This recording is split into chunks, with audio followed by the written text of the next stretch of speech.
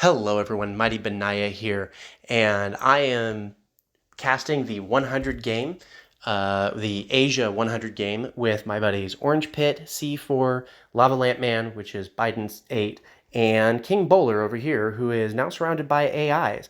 It is day 5. AIs have started appearing on the map, people who haven't logged in for a while. The coup d'etats have happened, and it's important if you'll remember. So if you look right now, my popularity is 79%.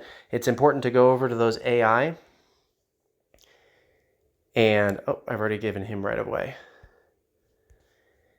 and give them right of way to increase your popularity. It's still 79. This is the second time I recorded it, and it worked the first time. It went from 78 to 79, so I got a 0.5% of popularity. Take my word on it this time, but I will show you at a later point how it impacts likely.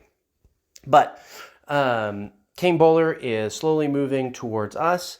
I have one province with borders with a player, a non-AI player. But unfortunately, my buddy over here, C4, has a snaking province with a lot of borders, specifically with Shaanxi, who has gotten right of way with Republic of China and has really done a number on poor C4 over here. I actually reached out and talked to Shaanxi. He actually reached out to me, or she actually reached out to me. It's Queen Pum Pum reached out to me, just try to figure out why I was helping out C4. And I mentioned that I was streaming this game. So Queen Pum Pum, if you're watching, please take a healthy respect of the difference between in-game knowledge and out-of-game knowledge. But it's great to have you if you're watching. Join our community. I am going to have the Discord link in the description. So it'd be great to get your knowledge, because we have a lot of people that are very knowledgeable, but it's always great to have an extra voice to help us understand a lot of what's going on. We're learning a lot here recently because we've started to get into alliance games and alliance tournaments. So Spankerton and I are always looking for people who can help us understand things like the morale that I was going through. I'm sorry, not morale, the popularity, which is something that I was just briefly talking about. Helps you get right of way, like here with this AI, and also helps you with the market in later game. But all of that aside, I have moved a lot of troops down to help defend C4.